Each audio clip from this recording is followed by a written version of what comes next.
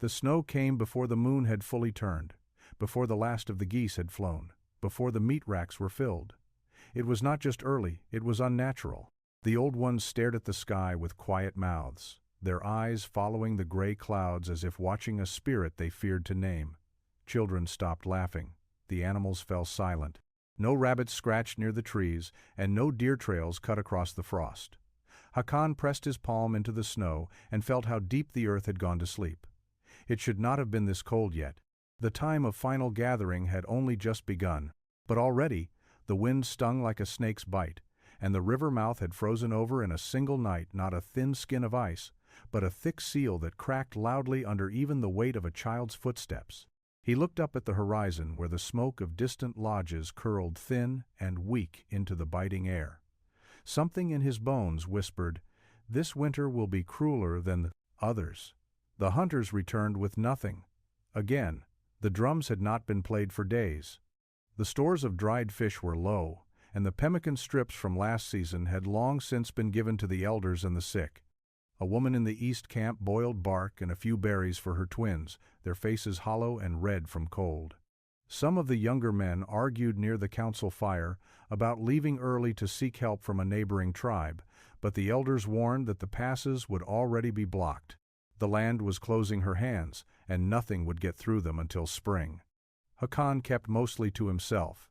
He did not speak much, and when he did, it was to the wind or to the spirits in the soil. He was not a warrior, not a chief, not even a dreamer, but he was something else, a keeper of old ways, not because he was chosen, but because he had watched his grandmother with eyes that remembered. She had taught him to listen to plants, to dry food, not in sun but in smoke, to bury warmth beneath stone when no fire would hold. She had passed many winters, hard ones, and she had whispered to him, "The earth feeds us, but only if we feed her memory." Now, as the snow thickened like wool across the land, Hakan crouched beside his lodge and pulled back the animal skins from a covered pit. Beneath, nestled in layers of woven grass and hide, lay the last of his grandmother's gift, the corn. But not just any corn. It had been prepared in a way most had forgotten, dried not for taste, but for endurance. Infused with ash to keep insects away, layered with wild mint to protect it from mold. A technique old as the stories of the Sky Woman. His mother hadn't bothered learning it, few did, but Hakan had. And now, when the cold crept into the bones of children, and the silence of empty bellies grew louder than the wind, the corn waited, unspoiled. He held one ear in his hands, turned it slowly in the dim light, and whispered, not to himself, but to it, "We're going to need you sooner than I thought." The blizzard kept falling, but Hakan's memory of fire was still warm. The corn had a smell not sweet, not like the green ears of summer, but deep, smoky, almost sacred. It carried the scent of old fires and hollowed logs, of days spent hanging high in the smokehouse rafters while stories were told below. Hakan held it to his nose and closed his eyes. He could almost hear her again, the low voice of his grandmother speaking, while her hands moved like water. She had been small, but fierce, with hair white as river foam and knuckles hard as stone. "This," she would say, cradling a single ear of corn like it was a child, "this will outlive even our names if you treat it right." Back then, others had laughed. They stored corn like they stored squash or beans in bark baskets, in dry huts, simple and quick. But Hakan's grandmother had taken days to prepare hers. She soaked the husks in cedar tea before drying them. She strung the ears with nettlecord and hung them above alder smoke for 3 nights. She packed them not in one place, but 3. One for eating, one for trading, and one for the storm that never came until it did. Hakan had learned it all by watching. She never told him he would need it. She just showed him again and again until his fingers knew the patterns even while his mind wandered. And when she died, the last thing she said was, "Remember the 3rd basket, boy. Remember the storm." He hadn't thought it would matter. Seasons passed. The village grew. Young warriors brought back elk and bear. Women planted fast-growing beans and berries. There was no famine, no war, no flood. The people called him strange for tending old methods when new ones seemed easier. Some even asked why he still used smoke instead of sun. "You always smell like fire," they teased, but he didn't mind. Fire was honest. Now he sat beside that same third basket, fingers trembling as he pried back the woven lid. The ears inside were flawless. Not a speck of mold, not a single bite mark. The kernels were hard and full, pale gold like winter sun. He counted. 46 ears. Enough to make thick soup for a dozen, enough to share if they would listen. He wasn't sure they would. Already some of the younger men were talking about hunting with poison-tipped arrows, desperate measures for desperate game. Others spoke of leaving, abandoning the winter lodge to seek food with sleds and blind hope. No one asked Hakan what he thought. They didn't see food in the old ways, they saw only dust, but corn had memory. Every kernel was a heartbeat from before, a whisper from ancestors who had survived winters worse than this. The people had forgotten, but Hakan hadn't, and neither had the corn. He ran his thumb over the kernels. They were smooth and sharp-edged like river stones. They would grind clean, they would boil quickly, they would save someone. Hakan stood and looked toward the central lodge, where the council sat in silence. Snow fell harder now. Smoke barely lifted from the few fires that remained. He tucked 3 ears into a fur satchel and whispered again, this time to the wind. "If they don't listen to me, maybe they'll listen to you." They didn't trust him at first. Hakan stepped into the council lodge with snow on his shoulders and the smell of smoke still in his hair. He said nothing at first. Just walked forward, slow and quiet, and placed the 3 ears of corn down on the stone by the fire. The sound they made was small, a soft, dry clatter. But the silence that followed was heavier than the wind outside. The chief looked at them without moving. He was old, and his cough had grown worse with each moon. His wife leaned close to him, eyes wary, lips tight. 2 warriors shifted where they sat. One scoffed, one narrowed his eyes. No one reached for the corn. Hakan waited. Then one of the elders, a woman named Weah, reached out and picked up an ear. She turned it slowly in her hands, running her fingers across the kernel rows. She brought it to her nose and inhaled. Then she looked up. "This smells like my grandmother's." A murmur passed around the circle. Someone asked how it had stayed so fresh. Someone else asked if it was magic. "No," Hakan said simply. "Just memory." He explained the method, how the smoke kills the worms before they even come, how the cedar husks keep dampness away, how the mint tricks the mold into going somewhere else. The words didn't come easily. He wasn't used to speaking much. But the truth carried itself. And when he finished, no one mocked him. Still, they didn't believe him, not fully. Not until the corn was cooked. They boiled it in the wide clay pot that night. Weah added just water and a pinch of salt lichen, nothing else. They watched as the kernels softened, expanded, began to thicken the water like broth. The smell rose slow and steady, earthy, sweet, sacred, like the inside of a longhouse in late autumn. Children stirred from their beds. Women gathered near the doorway, drawn by the scent. No one said the word hope, but it hung there in the steam. The first bowl went to the chief. He held it with shaking hands, then sipped. His eyes closed, he said nothing, but he lifted the bowl again. That was enough. By morning, the pot was empty. Every last child had eaten something warm, not full but fed, and still the corn had not rotted. They checked the rest of Hakan's stores. Every ear was clean, every one intact, no mold, no rot, no smell of decay. Even the outer husks were crisp. It was as if the corn had waited for this moment, not just preserved, but preserving. The skeptics began to shift. The warriors who once mocked him now asked how much more he had. The mothers asked how to dry it themselves if spring ever came again. The elders whispered that perhaps the spirits had not abandoned them after all, only tested their memory. But Hakan knew the truth. The spirits had not forgotten them. It was they who had forgotten the corn. By the 5th day, the corn had fed 19 people. Not full meals, not feasts, but enough to keep bones from aching and dreams from fading into cold. A thin porridge with shaved bark and smoked marrow fat. A stiff mash warmed with dried rosehip. A broth that steamed just long enough to soften frostbitten hands as much as it filled bellies. Still, it wasn't enough for all. Not yet. And so, the circle gathered again. They called it a council. But Hakan knew what it really was. The turning of heads, the sharpening of eyes, the weighing of trust against fear. The lodge was colder than it had been the week before. The fires burned low. Some sat with their hands tucked beneath blankets, others with the stiff posture of hunger pressing against their spines. Hakan laid out the remaining corn, all 43 ears, wrapped carefully in thick woven grass, stacked in a shallow bark tray. He did it slowly, not for show, but for reverence. He had touched each one. He knew their weight, their worth, their silence. A young man named Suda was the first to speak. "This is all of it?" he asked, eyeing the tray like a wolf eyes a limping deer. "Yes," Hakan replied. "You could have kept it for yourself. You didn't." "I still might need to," Hakan said, quiet but firm. "But not before the tribe eats first." There was a shift in the room, the kind that moves beneath the skin, respect maybe, or suspicion wrapped in gratitude. Weah cleared her throat. "We need to ration it," a hunter spoke up. "Or trade it. If the buffalo clans in the north have meat, they'll want food that keeps for travel." Another said, "If the snow continues, we'll have to decide who eats and who doesn't." That's when the real silence settled in.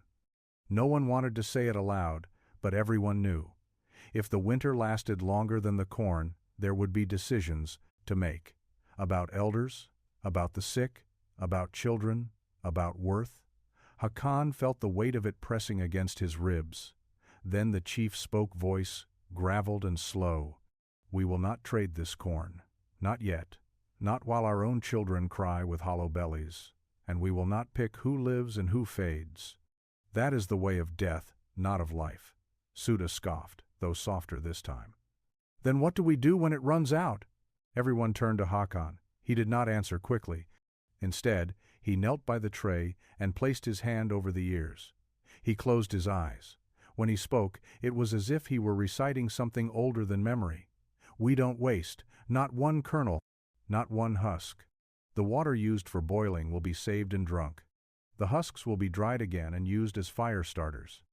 The ashes from the fire will be mixed with the mash to thicken it, just as the elders used to do. And those strong enough to walk will begin checking for the moss under cedar trees, where winter keeps its secrets. We use everything. Everything." He opened his eyes. "We do not feed one, we feed all, or the corn was never sacred to begin with." The circle stayed quiet after that. Not in defiance, but in humility. The old ways were not just food, they were fire. By the 5th day, the corn had fed 19 people. Not full meals, not feasts, but enough to keep bones from aching and dreams from fading into cold. A thin porridge with shaved bark and smoked marrow fat. A stiff mash warmed with dried rosehip. A broth that steamed just long enough to soften frostbitten hands as much as it filled bellies. Still, it wasn't enough for all. Not yet. And so, the circle gathered again. They called it a council, but Hakan knew what it really was. The turning of heads, the sharpening of eyes, the weighing of trust against fear. The lodge was colder than it had been the week before. The fires burned low. Some sat with their hands tucked beneath blankets, others with the stiff posture of hunger pressing against their spines. Hakan laid out the remaining corn, all 43 ears, wrapped carefully in thick woven grass, stacked in a shallow bark tray. He did it slowly, not for show but for reverence. He had touched each one. He knew their weight, their worth, their silence. A young man named Suda was the first to speak. "This is all of it?" he asked, eyeing the tray like a wolf eyes a limping deer. "Yes," Hakan replied. "You could have kept it for yourself. You didn't." "I still might need to," Hakan said, quiet but firm. "But not before the tribe eats first." There was a shift in the room, the kind that moves beneath the skin. Respect, maybe, or suspicion wrapped in gratitude. Weah cleared her throat. "We need to ration it," a hunter spoke up. "Or trade it. If the buffalo clans in the north have meat, they'll want food that keeps for travel." Another said, "If the snow continues, we'll have to decide who eats and who doesn't." That's when the real silence settled in. No one wanted to say it aloud, but everyone knew. If the winter lasted longer than the corn, there would be decisions to make.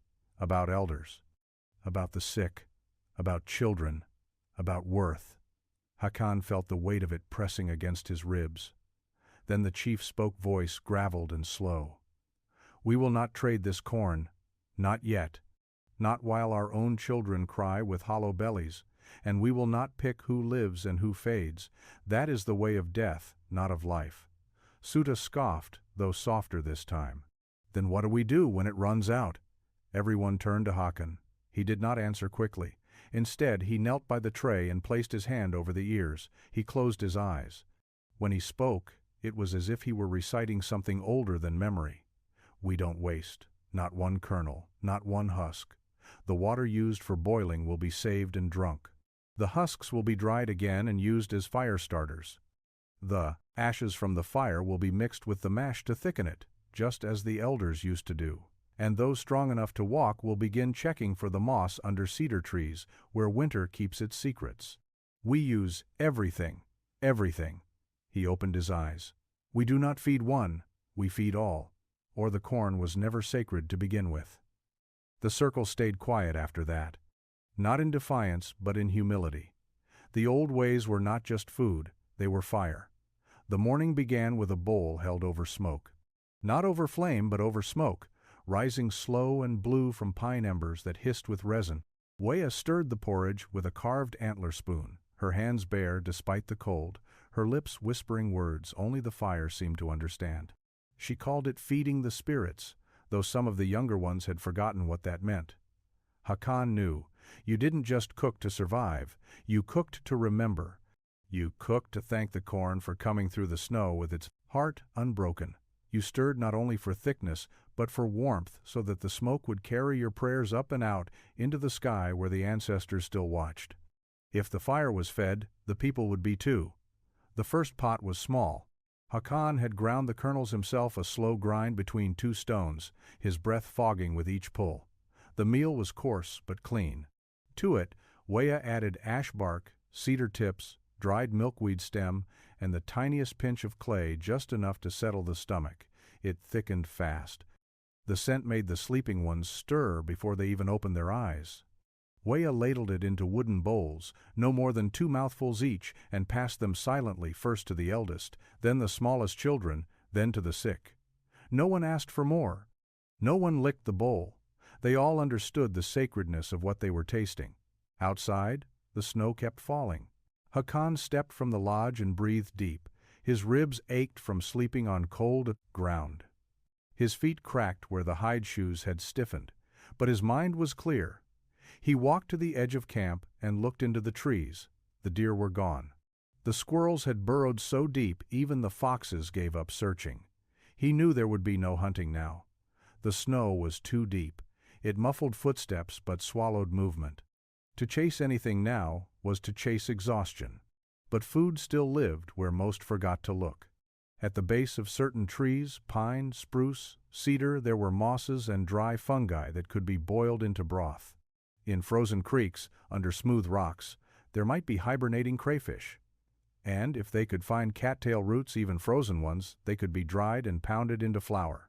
The old food, the sacred food. Not hunted but gathered. He would need help. He called for 2 youth's boys, no older than 13 winters. They came quickly, half curious, half cold. He handed them each a bundle of corn husk ash cakes, still warm from the edge of the fire, and told them, "Eat half, keep the rest for later. We're going where the deer can't reach, but the earth still breathes."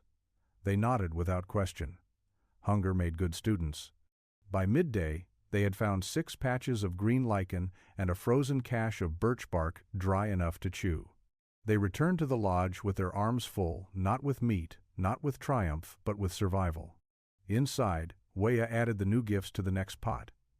The scent changed deeper now, almost sweet. One of the children smiled. That night, they ate again. And again, the smoke rose through the vent, curling into the cold sky like a ribbon of memory. Not everyone believed in spirits, but the fire did. The snow had turned to glass, not ice glass. A frozen sheet so pale it caught the sun and shattered it into a million sharp reflections. The eyes couldn't bear it. Not even the strongest hunters could stare into that glare for long without tears or pain. It was as if the land itself no longer wanted to be looked at. 3 men had gone out anyway. The morning was still, the sky a clear, dangerous blue, and the hope of movement had stirred desperate courage in their chests. They were young, strong, and they believed they could find a wandering elk trail or perhaps a frozen stream where fish slept slow beneath the ice. Hakan had warned them gently. "Snow like this can turn you blind," he'd said. "Even your thoughts will forget which way is forward." They had smiled. They left before dawn. By dusk, they had not returned. The search began the next morning. Hakan volunteered first. Weah forbade it, but not out of disrespect. She simply knew he was the only one with the knowledge of the corn, and they could not risk losing that. So he chose 2 others, 1 man and 1 woman, both skilled with direction and strong of heart. Before they left, he handed them each a small hide bundle. Inside, corn ash cakes. Not just food fuel. Each one had been soaked in the broth of bark, rolled in crushed herb for digestion, and wrapped tightly in smoked cattail mat. They could last 3 days in deep freeze. They could be eaten dry or boiled in snow water. No hunter had carried such food in years. They had all relied on jerky, pemmican, speed. But speed didn't matter when the white world had no edges. They left at dawn, walking into a wind that made bones hum. The snow crunched beneath their feet like breaking bone. It was hard, cold, endless. By midday, one of them spotted a dark patch movement, maybe. They approached cautiously and found a trail. Boot prints, not fresh, but not covered either. Their breath caught. Hope flickered. Then they saw it, a glove, frozen. One of the young men had dropped it, likely while reaching for something, or maybe while falling. They followed the trail. By the second day, they found the first man alive, but barely, eyes red. Skin frostbitten along the cheeks. He'd been trying to dig himself into a snow hollow, but had lost his strength. They fed him warm broth made from snow and the corn cake. He cried while drinking it. He had lost his sense of direction. His mind kept telling him to walk toward the glare. The second man was further on, under a tree, curled in a tight ball, alive but unconscious. The third they never found. They returned on the 3rd day, dragging the unconscious one on a hide sled, the half-blind one walking with help. No meat, no elk, no fish, just breath, just frost-burned life. The village said nothing when they arrived. They only parted silently, made space for the survivors, and lit 3 fires that night instead of 1. 1 for the living, 1 for the lost. And 1 for the corn that had guided them home when their eyes could no longer see. The tracks were wrong. Hakan noticed them first, not from the snow, but from the way the birds went silent. That morning, the ravens hadn't called. No fox prints along the edge of the creek bed. No fresh rabbit droppings near the firewood shelter. Just stillness. And then the pattern. The snow near the western tree line had been disturbed, but not by deer or bear. The steps were too careful, too human. He crouched low. His breath fogged and vanished quickly in the cold. 4, maybe 5 people. 2 sets of small prints, children, likely. The others spread wide like scouts. The snow was too clean for mistakes. Whoever left them knew how to walk light. Whoever left them wanted to be unseen. But Hakan had seen tracks like that before. Years ago, before the peace talk that never fully held, before the grain-sharing pact, before the stolen tools and the burnt canoe, before the chief's brother was found with a spear through his chest. They called them the Bone Faces, a name passed down for those who wore white paint and did not speak before killing. Another tribe, close in blood but far in trust, once neighbors, now ghosts with knives. Now they had returned, not in open war, but in hunger. Weah said nothing when Hakan brought the news. She only stared at the fire and whispered the name of the chief's brother like a curse. Some of the young warriors reached for weapons. Others argued for patrols. A few wanted to strike first to find the Bone Faces and finish old vengeance, but no one had the strength for war. Not in a season where even boiling roots took courage. The chief called a meeting. He asked for words, not weapons. And when it came time to speak, it was Hakan who stood. "They're not here for war," he said. "If they wanted us dead, they would have come at night, not at dawn. They didn't steal wood. They didn't kill animals. They left tracks where we could see them. So they're mocking us," one man spat. "No," Hakan said. "They're asking," the circle murmured. Weah raised an eyebrow. "Ask for what?" someone asked. "For food," Hakan replied. "For what we have that they do not. The same thing we would ask if our fire was cold and our baskets were empty." He turned toward the doorway, then back again. "I will leave food for them, not all of it, but enough to say, we remember. If they take it in peace, we take it as peace. If they don't, then we prepare." Suda stood up sharply. "You'd feed the ones who left our dead hanging in trees?" Hakan looked him in the eye. "I'd feed anyone who would feed us if we were the ones starving." No one answered. The next morning, Hakan walked alone to the river bend, the place where they used to trade before trust cracked like thawing ice. He set down a bundle, 2 ears of corn, wrapped in husk ash, a pouch of dried lichen, and a flint stone. Then he walked away without turning back. 3 hours later, the bundle was gone. And in its place, 3 pieces of bark soaked in boiled willow, the medicine for fever. No words, no faces, just memory exchanged for mercy. It happened again 3 days later. Another bundle was taken, another offering left behind. This time, they gave dried pine needles and a salve made of bear fat and moss, good for cracked hands and frozen feet. No one saw them. No footsteps led beyond the drop where the snow crusted thinly against the bluff. The bone faces were ghosts again, but this time they left healing instead of harm, the village whispered. Some called it a trap. Others called it a sign. The elders said little, but Weah began boiling the willow bark and applying the salve to the children's frostbitten toes. The results were undeniable. The pain eased. The skin no longer split. Even the chief's cough faded to silence. Still, not everyone agreed. One of the younger warriors, Misko, grew restless. "They're weak," he said. "We should strike while they're still hungry. Take what they have, end it forever." But the chief only looked at Hakan. "You've given them food twice. What will you do if they come again?" Hakan stirred the fire with a stick and did not answer at first. The flames swayed, casting shadows that looked like ancestors dancing on the walls. He remembered his grandmother's voice. "Giving is not weakness. It's remembering that someone once gave to us." He looked up. "I'll leave food again." Weah tilted her head.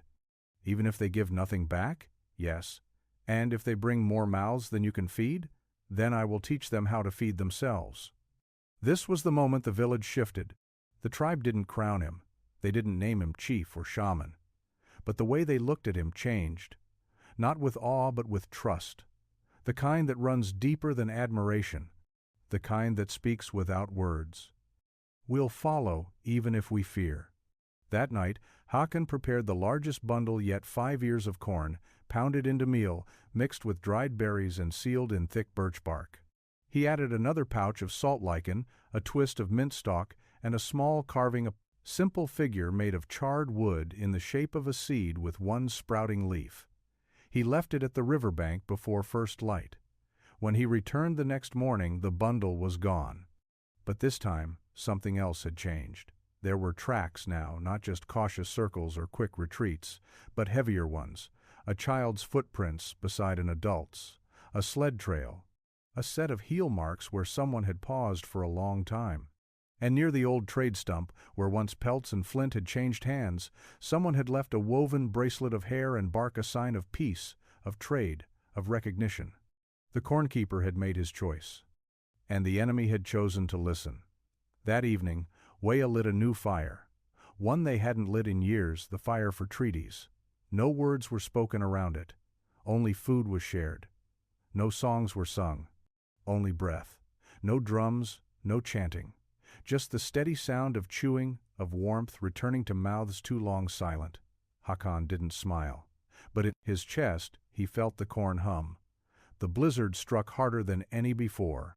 It came in a breathless rush just after dusk wind, like a drumbeat from the sky, snow that didn't fall but flew, sideways and wild, wrapping the lodges in silence. Trees bent under its weight. Fire pits hissed and vanished beneath white. Even the dogs whimpered and dug down into the cold. Inside the lodge, Weah leaned over a young woman writhing in pain. Her name was Nayeli, and her first child was coming too early, too hard, too cold. The other women worked fast, but fear hung over the fire like smoke. The child wasn't turning. The birth blood was thick, the screams were weakening, and outside the wind howled like a hungry god.